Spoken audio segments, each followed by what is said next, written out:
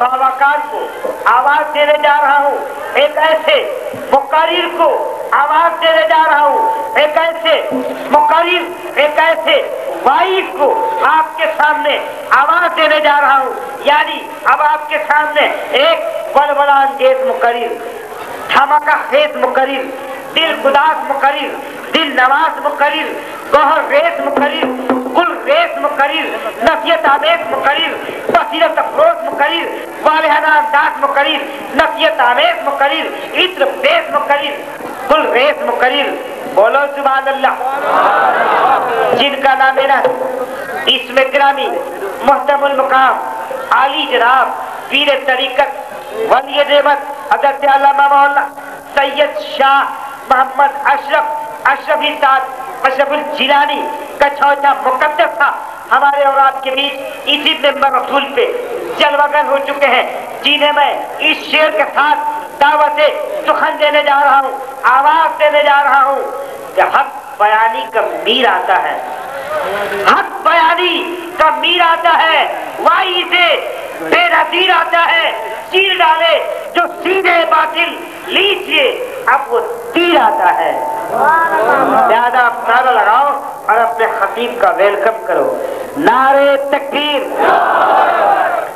और बुलंद आवाज नारे तकबीर, नारे तकबीर, नारे रिसालत, नारे रिसालत। अशरफी कॉन्फ्रेंस, अशरफी कॉन्फ्रेंस, हुजूर सरकारे कला, हुजूर सरकारे कला, हुजूर सरकारे सिमना, हुजूर मुहद्दिस आज़म, हुजूर मुहद्दिस आज़म हिंद। नारे तकबीर, नारे रिसालत। अब आपके सामने मैं आपके सामने हज़रत अल्लामा मौलाना मोहम्मद अशरफुल जिलानी से गुजारिश करूंगा कि आप माइक पर आए और कौम से खिताब करें।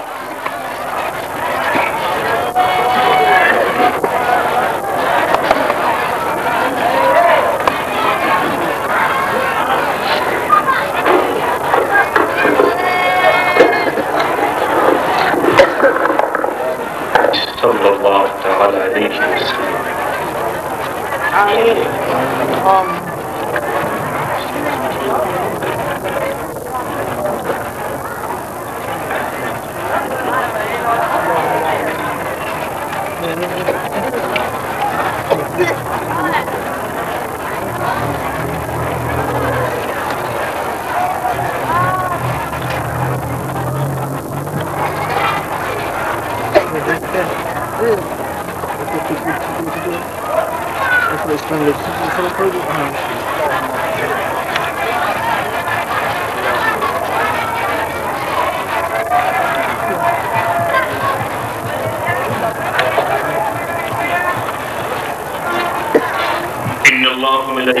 يصلون على النبي يا أيها الذين آمنوا صلوا عليه وسلموا تسليما اللهم صل على سيدنا وشفيعنا مولانا محمد وبارك وسلم سيدي يا نبي الله صلى الله تعالى عليه وسلم سبحان ربك رب العزة عما يصفون وسلام على المرسلين والحمد لله رب العالمين.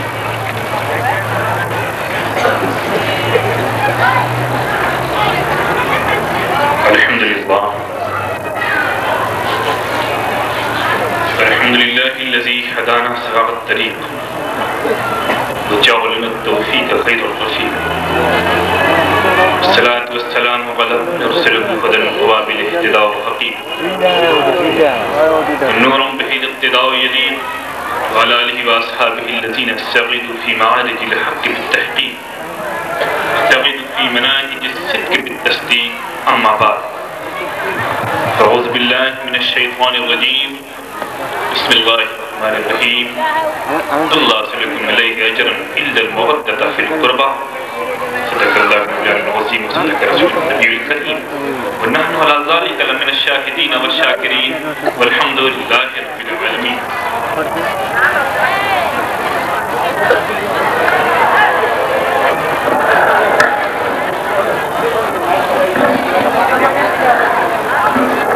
الہی تابوت خورشید ماہی چراغ چشت بستیاں را روشنائی قرب حق اے نیاز گرفاہی تاز ورد زبان وغین الدین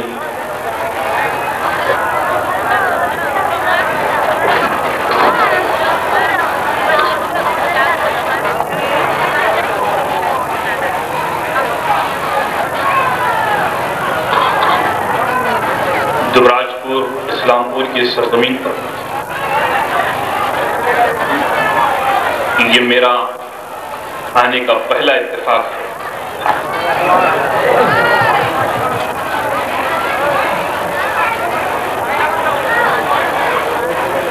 اور وہ بھی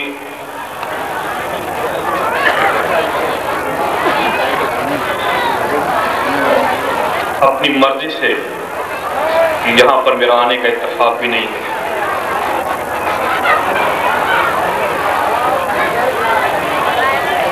میرے دادا جان رئیس المحققین زبدۃ العارفین اعلیٰ حضرت عظیم البرکت امام اہل سنت شیخ الاسلام والمسلمین حضرت علامہ مولانا مفتی سید محمد مدنی اشرفی الجیلانی جانشین حضور محدث اعظم ہند کا حکم ہوا، ان کے حکم کو سامنے رکھتے ہوئے اسلام پور کی سرزمین پر آنا ہوا۔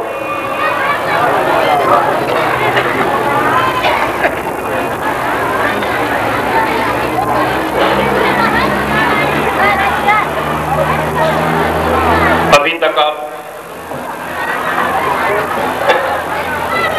مختلف زبانوں میں خطاب سن رہے تھے، اور کچھ ایسی بھی زبانیں تھیں جس کو میں برا تو نہیں کہہ سکتا، اس لیے کہ خود بنگال کی سرزمین ہمارے لیے بہت ہی باعث برکت اور بڑی ہی عظیم سرزمین ہے، اس لیے کہ ہمارا اپنا جو پیرانہ ہے وہ بنگال ہی کی دھرتی پر ہے، جسے ہم پنڈوا کہتے ہیں۔ تو یقیناً حضرت علاء الحق پنڈوی رضی اللہ تعالیٰ کی جو زبان پاک ہے ضرور اس کے اندر مٹھاس ہے۔ یہ الگ چیز ہے کہ اس مٹھاس کو ہم لوگ سمجھ نہیں پائے آج اسٹیج پر۔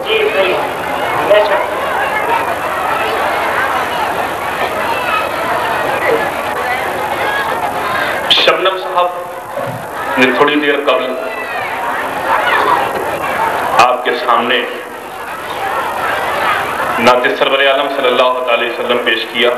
ایسے میں تو ترنم میں پڑھنے کا شوقین نہیں ہوں، عادی نہیں ہوں، لیکن کچھ محبین کا اصرار ہے، ان کے اصرار پر نعت سرور عالم صلی اللہ علیہ وسلم کے چند شعر حاضر خدمت ہیں۔ آواز سے مت جا کے آپ کلام پر جائیے گا، اس لیے کہ اتنی سریلی آواز میری نہیں ہے کہ شبنم کا مقابلہ کر سکے۔ اس سے قبل کی باواز بلند ایک مرتبہ درود پاک پڑھیں۔ اللہم صلی علی سیدنا و شفینا مولانا محمد مبارک وسلم سیدی یا نبی اللہ صلی اللہ علیہ وسلم۔ کلام کے کسی بھی شعر پر اگر آپ عمل کر لے گئے تو دین و دنیا دونوں سمجھ جائے گی۔ توجہ چاہتا ہوں۔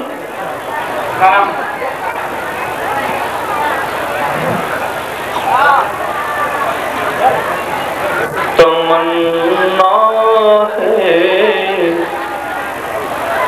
بسد آداب آنکھوں سے لگانے کی، تمنا ہے بسد آداب آنکھوں سے لگانے کی، ذرا سی خاک مل جائے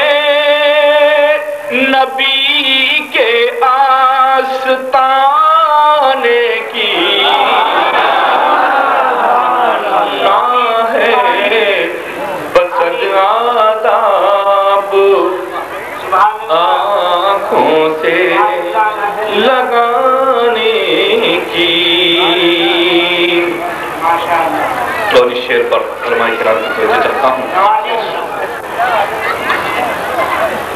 بڑا ہی عقیدے کا شعر ہے۔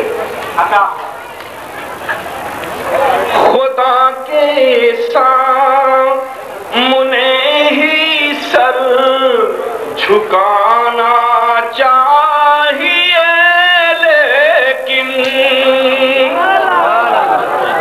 خدا کے سامنے ہی سر جھکانا چاہیے، لیکن نبی کے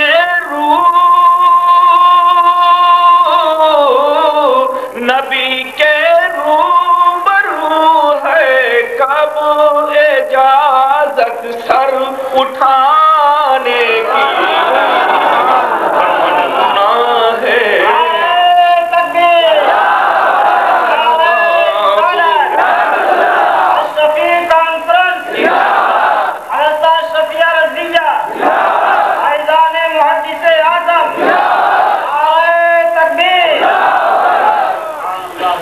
خدا کے سامنے ہی سر جھکانا چاہیے، لیکن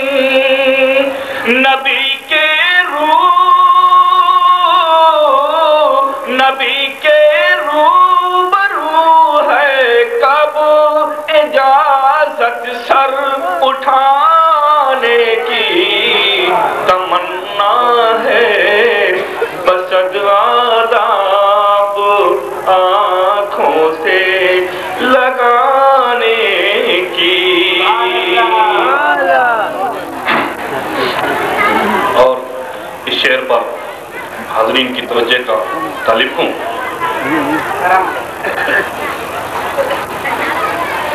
غرور علم کے انجام سے تم باخبر رہنا، غرور علم کے انجام سے تم باخبر رہنا، کبھی کوشش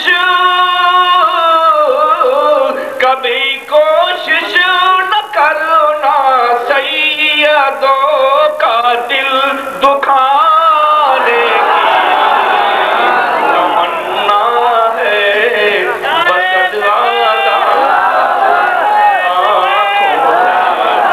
بس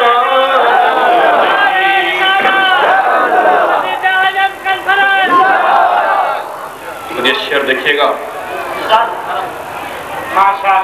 خطاؤں پر عطائیں ہیں، جفاؤں پر دعائیں ہیں، خطاؤں پر عطائیں ہیں، جفاؤں پر دعائیں ہیں، یہ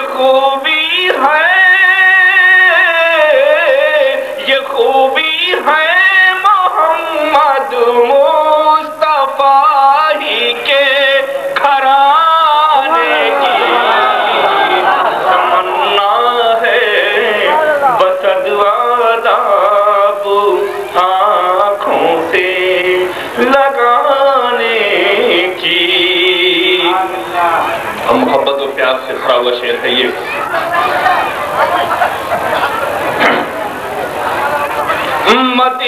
مدینہ ہم بھی جا سکتے ہیں، لیکن مسئلہ یہ ہے، مدینہ ہم بھی جا سکتے ہیں، لیکن مسئلہ یہ ہے، کہاں سے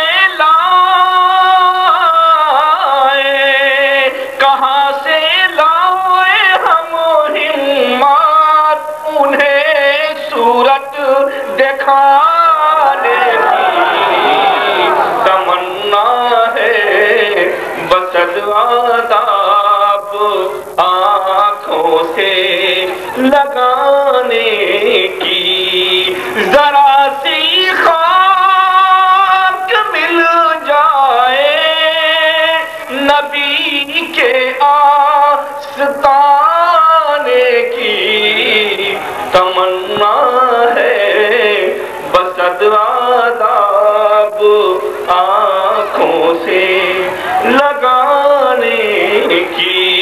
میرا طریق امیری نہیں فقیری ہے، میرا طریق امیری نہیں فقیری ہے، خودی نہ بیچ غریبی میں نام پیدا کر، اے طائر لاہوتی اس رزق سے موت اچھی، اے طائر لاہوتی اس رزق سے موت اچھی، جس رزق سے آتی ہو پرواز میں کوتاہی۔ برگے حنا پہ لکھتا ہوں میں درد دل کی بات، شاید کہ رفتہ رفتہ لگے دل ربا کے ہاتھ، انداز بیاں گرچہ بہت شوق نہیں ہے، شاید کہ اتر جائے تیرے دل میں میری بات۔ اللہم صلی علی سیدنا و شفینا مولانا محمد مبارک وسلم سیدی یا نبی اللہ صلی اللہ علیہ وسلم۔ ایک مرتبہ بابا دے بلند نبی اور آل نبی پر ہدیہ درود پاک پیش فرمائیں۔ اللہم صلی علی سیدنا و شفینا مولانا محمد وعلی سیدنا و شفینا مولانا محمد مبارک وسلم سیدی یا نبی اللہ صلی اللہ علیہ وسلم۔ ایک مرتبہ ہدیہ درود پاک پیش فرمائیں۔ اللہم صلی علی سیدنا و شفینا مولانا محمد مبارک وسلم سیدی یا نبی اللہ صلی اللہ علیہ وسلم۔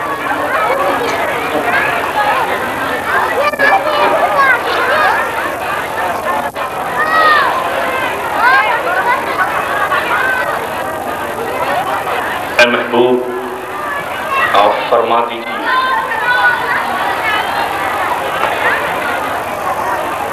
جو آپ نے کار ہدایت انجام دیا اس کے مطابق کہ خدا کے بندو جو میں نے کار ہدایت انجام دیا تمہیں دین کی باتیں بتائیں، میں اس کا تم سے کچھ بدلہ نہیں چاہتا، صرف اتنا چاہتا ہوں کہ تم میری آل سے محبت کرو۔ یہ تھا اس آیت طیبہ کے ایک آسان سا ترجمہ پاک جس کی تلاوت کا شرف میں نے حاصل کیا تھا۔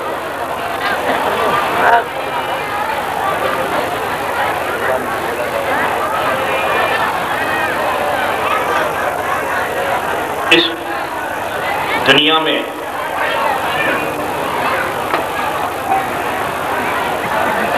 بہت سے انسان ایسے پیدا ہوئے اور موجود ہیں کہ جب وہ کوئی کام انجام دیتے ہیں تو ان کے دل و دماغ میں ایک خیال ضرور رہتا ہے کہ میرے اس کام کے بدلے میں نے جو یہ کام انجام دیا ہے اس کا لوگ مجھے بدلا دیں۔ کسی نے اگر ایک مسجد بنوائی تو دل و دماغ میں یہ خیال، یہ تصور کہ میں نے جو یہ مسجد بنوائی ہے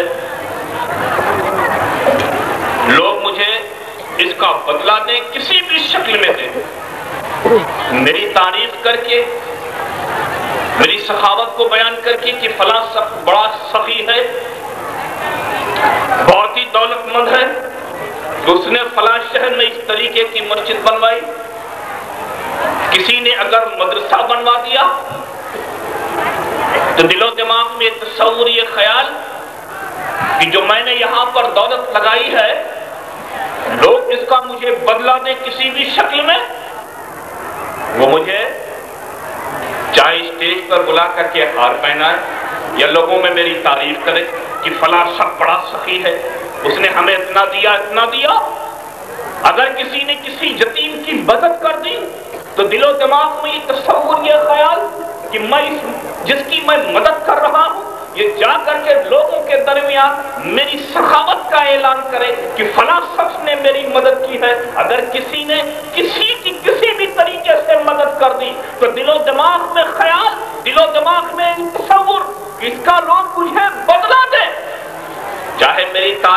کے دیں، چاہے میری سخاوت کو بیان کر کے دیں، کسی بھی شکل میں وہ میری تعریف کرے، مجھے اس کا بدلہ دے۔ اگر بادشاہ اپنی رعایا پر اپنے خزانے کو لٹاتا ہے تو بادشاہ کے دل و دماغ میں یہ تصور ہوتا ہے، بادشاہ کے دل و دماغ میں یہ خیال ہوتا ہے کہ میں اپنی دولت جو اپنی رعایا پر صرف کر رہا ہوں، اپنی رعایا پر خرچ کر رہا ہوں، اس کے پیچھے بھی اس کا مقصد پوشیدہ ہوتا ہے۔ مقصد اس کا یہ ہوتا ہے کہ میری رعایا مجھے اس کا بدلہ دے، وہ بدلہ اس شکل میں دے کہ یہ سب کے سب میرے وفادار بن کے رہے، یہ میری سخاوت کا چرچا کرتے رہے، یہ میری خوبیاں بیان کرتے رہے، یہ میری بڑائیاں بیان کرتے رہے۔ اور اگر بادشاہ کو اس بات کا علم ہو جائے کہ اس کے ملک میں کچھ لوگ ایسے ہیں جو اس سے بغاوت کرتے ہیں، اسی کا کھاتے ہیں اور اسی سے بغاوت کرتے ہیں، تو بادشاہ کے کان میں جیسے ہی خبر پہنچتی ہے فوری وہ اپنے وزراء کو الرٹ کرتا ہے، جاؤ دیکھو، ذرا تحقیق کرو کیا یہ بات صحیح ہے کہ فلاں لوگ میرا ہی کھا رہے ہیں اور مجھے سے بغاوت کر رہے ہیں، مجھے سے بغاوت کر رہے ہیں۔ اور اگر یہ بات ثابت ہو جاتی ہے، یہ بات حقیقت ہو جاتی ہے، تو بادشاہ اپنی نوادشات کو، اپنے خزانے کے دروازے کو ان سبوں کے لیے بند کر دیتا ہے۔ کیوں؟ اس لیے کہ اب یہ میرے وفادار نہیں رہے، اب یہ میرے سچے وفادار نہیں رہے، یہ میرا ہی کھا کر کے میرے ہی برائی کر رہے ہیں، مجھے سے بغاوت کر رہے ہیں، تو بادشاہ کی ساری نوادشات اس کے لیے بند ہو جاتی ہے، اس کے لیے بند ہو جاتی ہے۔ کیوں؟ اس لیے کہ ان کھانے والوں نے بادشاہ سے وفاداری نہیں کی، اس کا بدلہ بادشاہ کو نہیں دیا۔ لیکن دوستو، ایسے بہت سے لوگوں کو تم دیکھتے چلے جاؤ گے، سب کو تو میں نہیں کہہ سکتا، بہت سے تو ایسے ہیں کہ داہنے ہاتھ سے دیتے ہیں، بائیں کو خبر نہیں، لیکن بہت سے ایسے ہیں ایک روپیہ بھی دیا تو چاہتے یہ ہے کہ اس کا مجھے بدلہ ملنا چاہیے، ہر ایک کے دل و دماغ میں تصور خیال۔ لیکن دوستو، قربان جاؤ اس رسول ہاشمی پر، قربان جاؤ اس مدنی تاجدار پر، قربان جاؤ اس شفیع المذنبین پر، قربان جاؤ اس رحمت للعالمین پر، قربان جاؤ اس خواجہ کونین پر، جس نے ہمیں نماز دیا، جس نے ہمیں حج کے طور و طریقے سکھائے، جس نے ہمیں روزے کے طور و طریقے سکھائے، جس نے ہمیں دین اسلام پر چلنے کا اصول و دستور سکھایا۔ لیکن کبھی بھی اس رسول اعظم نے یہ نہیں کہا ہمیں اس کا تم بدلہ دو، ہمیں بدلہ دو۔ ہمیں اس نے جو ہے ہم سبوں کو نماز پڑھنے کا طریقہ بتایا، کس طریقے سے نماز پڑھنا ہے، اس نے ہمیں حج کرنے کا طور و طریقہ سکھایا، کعبۃ اللہ کا طواف کرنے کا طریقہ بتایا، مقام ابراہیم کے قریب جانے کا طور و طریقہ سکھایا، حجر اسود کو بوسہ دینے کا طریقہ سمجھایا، مینا و مزدلفہ و عرفات میں رہنے کے اصول و دستور بتائے، صفا و مروہ کی سعی کا طور و طریقہ سکھایا۔ لیکن کبھی بھی اس رسول اعظم نے یہ نہیں کہا میری ان خدمات کا مجھے بدلا دو۔ اس رسول اعظم نے بیت المقدس کی عظمتوں کو سمجھایا، مسجد حرام کی عظمتوں کو سمجھایا، مسجد نبوی کی عظمتوں کو سمجھایا، لیکن کبھی نہیں کہا میری ان خدمات کا مجھے بدلا دو۔ اے میری امتیوں، اے خدا کے بندو، میری اس خدمت کا تم مجھے بدلا دو۔ کبھی اس کی زبان سے ایسے کلمات نہیں آئے، کبھی اس نے اپنی قوم سے مطالبہ نہیں کیا، کبھی اس نے اپنی امت سے مطالبہ نہیں کیا، کبھی اس نے خدا کے بندوں سے مطالبہ نہیں کیا۔ اس رسول اعظم نے ہمیں والدین کی بارگاہ میں جانے کے طور و طریقے سمجھائے، چھوٹوں سے شفقت کے ساتھ پیش آنے کے طور و طریقے اس نے سمجھائے۔ غرض کی اللہ رب العزت نے جتنے احکام اپنے نبی پر نازل فرمائے، اس رسول اعظم نے ساری چیزوں کو ہمیں سمجھایا، لیکن کبھی بھی اس رسول اعظم نے اپنی امت سے یہ مطالبہ نہیں کیا کہ مجھے اس کا تم بدلا دو۔ محبوب خدا تکلیفوں پر تکلیفیں اٹھاتا چلا جا رہا ہے، اسی پیغام کو پہنچانے کے لیے، ہم سبوں تک پہنچانے کے لیے اس رسول اعظم نے جانے کیسی کیسی تکلیفیں برداشت کی، جانے کیسی کیسی مصیبتیں برداشت کی۔ کبھی اس رسول اعظم کو کانٹوں کے اوپر سے گزرنا پڑا، کبھی اس رسول اعظم کو شیشوں کے اوپر سے گزرنا پڑا، کبھی اس رسول اعظم کو اہل عرب کے تانے سہنے पड़े, लेकिन उस रसूल आज़म के कदम ना रुके, आगे बढ़ा तो बढ़ता ही चला गया। पैगाम रब्बी लेकर वो हम तक पहुंच आया और हक को बुलंद करने के लिए उसने पीछे मुड़ करके नहीं देखा। इतनी तकलीफें बर्दाश्त करने के बावजूद भी उस रसूल आज़म ने कभी ये नहीं कहा कि ऐ मेरी उम्मतियों, मेरी इन खिदमात का मुझे बदला दो, मेरी इन खिदमात का मुझे बदला दो। तो दोस्तों, वो रसूल आज़म सारी जिंदगी यूं ही दीन की खिदमत अंजाम देता रहता, कभी ना कहता कि मुझे इसका बदला दो, मुझे इसका बदला दो। अल्लाह रब्बुल इज्जत तो खूब जानता है कि मेरा महबूब सारी जिंदगी यूं ही दीन की खिदमत अंजाम देता रहेगा, लेकिन कभी मेरे बंदों से कोई मुतालबा नहीं करेगा, यूं ही तकलीफें उठाता रहेगा, कभी मुतालबा नहीं करेगा, यूं ही तकलीफें उठाता रहेगा, मुसीबतों के पहाड़ इस पर टूटते रहेंगे, लेकिन कभी ये मुतालबा नहीं करेगा। अल्लाह रब्बुल इज्जत को अपने महबूब की यादात बेहद पसंद आई।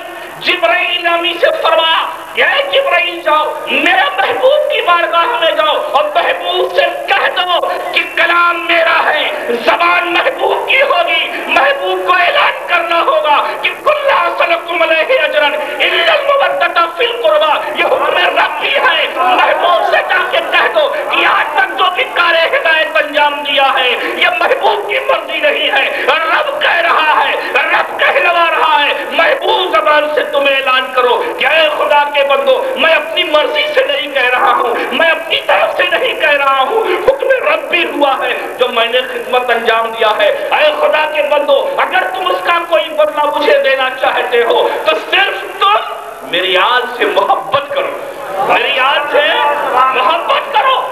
नारे तकबीर, नारे तकबीर, नारे रिसालत, नारे रिसालत।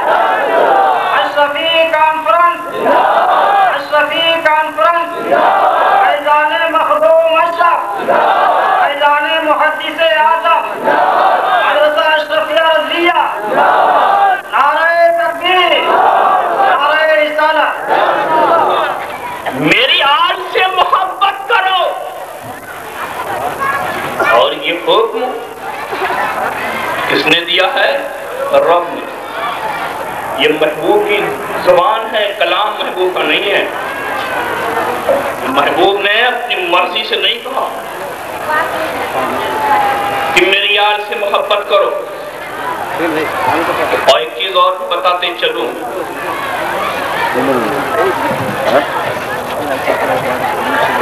अल्लाह के रसूल सल्लल्लाहु अलैहि वसल्लम ने अपनी औलाद का तारुफ कभी कराया ही नहीं।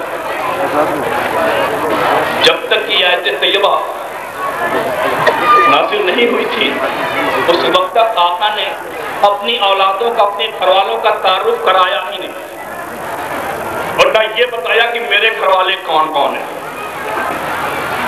बताया ही नहीं। और इस बात को सिर्फ मैं अपने मुताले की हद तक कह रहा हूं,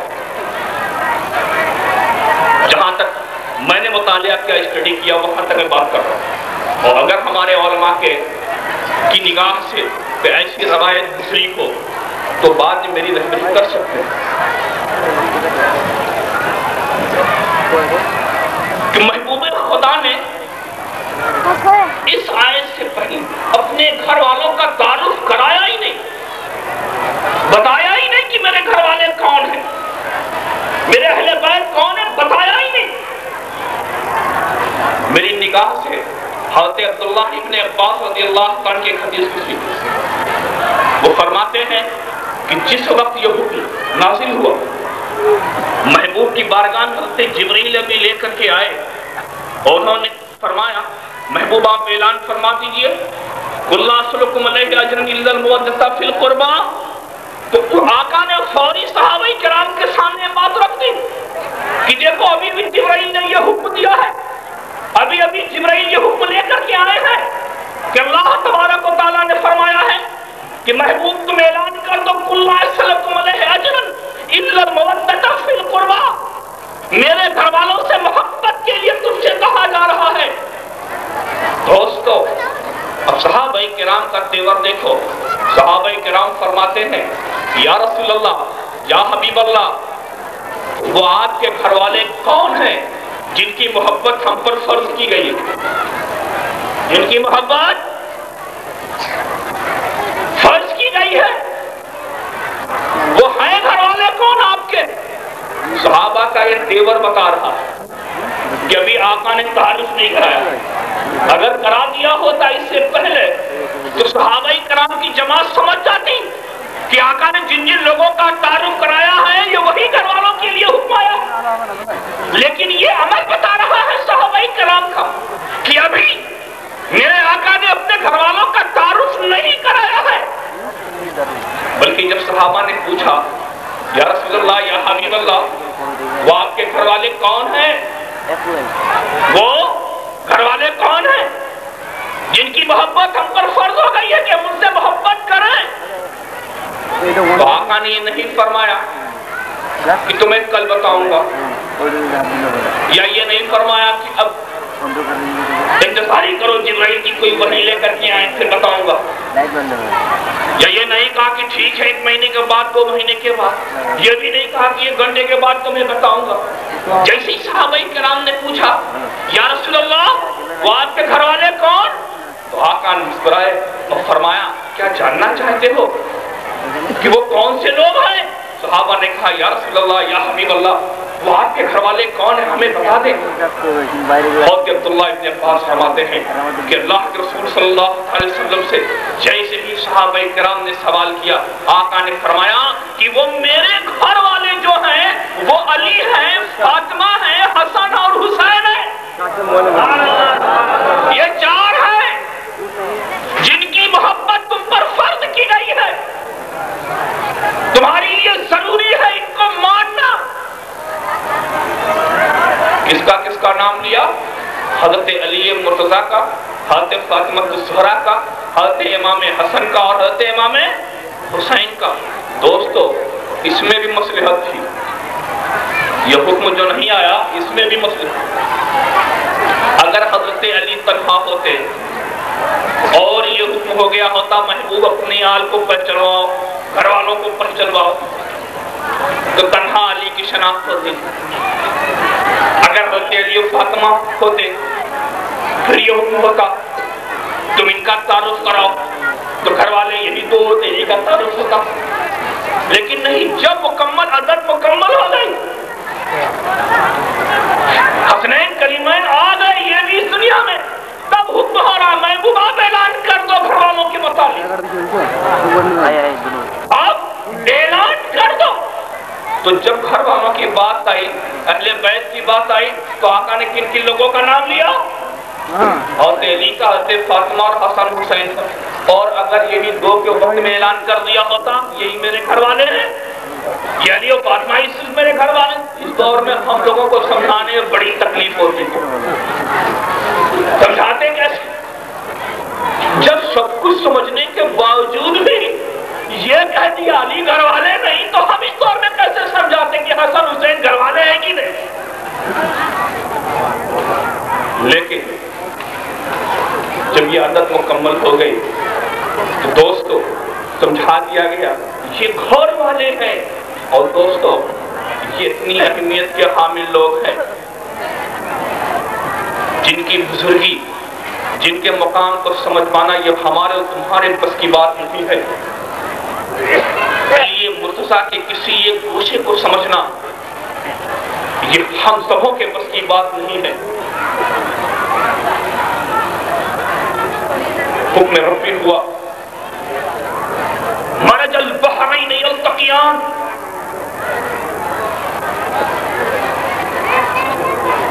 اس نے بہائے 2 دریا جو آپس میں مل کے بہتے ہیں۔ اس آیت کے متعلق حضرت سیدنا انس بن مالک رضی اللہ عنہ فرماتے ہیں کہ یہاں پر یہ جو 2 دریا ہیں جو آپس میں مل کر کے بہتے ہیں، ان سے مراد کون لوگ؟ ان سے مراد کون سے لوگ؟ تو حضرت انس فرماتے ہیں یہاں پر جو 2 دریا آپس میں مل کر کے بہتے ہیں ان سے مراد حضرت علی اور حضرت فاطمہ الزہرا ہے۔